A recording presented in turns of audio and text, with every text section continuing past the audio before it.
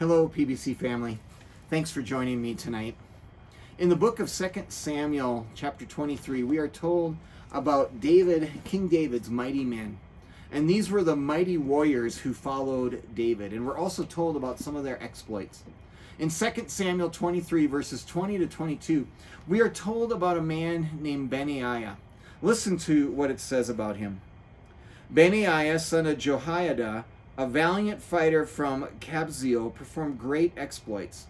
He struck down Moab's two mightiest warriors. He also went down into a pit on a snowy day and killed a lion. And he struck down a huge Egyptian. Although the Egyptian had a spear in his hand, Benaiah went against him with a club. He snatched the spear from the Egyptian's hand and killed him with his own spear. Such were the exploits of Benaiah, son of Jehoiada. He too was as famous as the three mighty warriors. Benaiah was either incredibly courageous or crazy. Or maybe he was a bit of both. One thing I do think, he was definitely an adrenaline junkie. But he was this valiant soldier. He defeated two of Moab's greatest warriors. He also had this huge Egyptian that he fought against, and he only had a club. The Egyptian had a spear. He was outgunned. And for Benaiah, that was no problem. I'll just take his spear and use that against him. But did you catch that he went down into a pit? He chased a lion into a pit on a snowy day.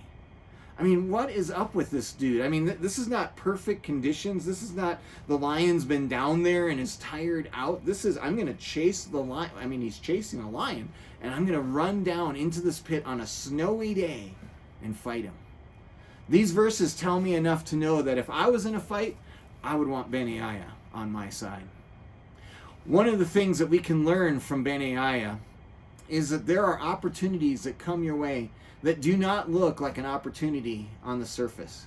Facing two great warriors in battle, being outgunned in a fight, chasing down a lion, these don't look like opportunities, but instead of waiting or running from these moments, Benaiah seized the opportunity that they had. And these were things that God then used to prepare him for what he had in the future.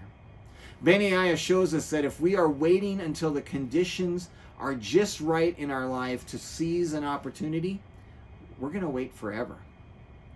But Benaiah seized the opportunities of these moments, and these prepared him for future times. He rose in prominence among David's mighty men, and David put him in charge of his bodyguard.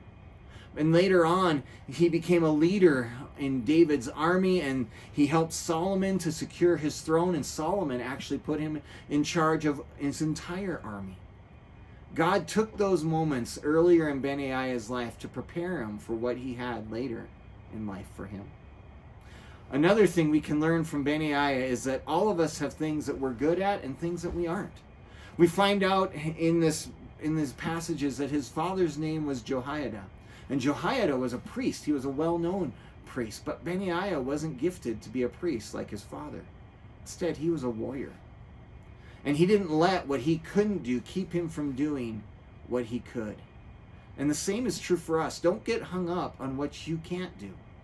Do what you can do and trust God to guide you. God made you, and he knows your strengths and weaknesses. Trust that he knows what he has for you. PBC family, seize those moments, seize those opportunities that may not look like an opportunity on the surface. And don't get hung up on what you can do. Press in to the way that God has gifted you today. I hope that that encourages you today, and that you have a great rest of your week.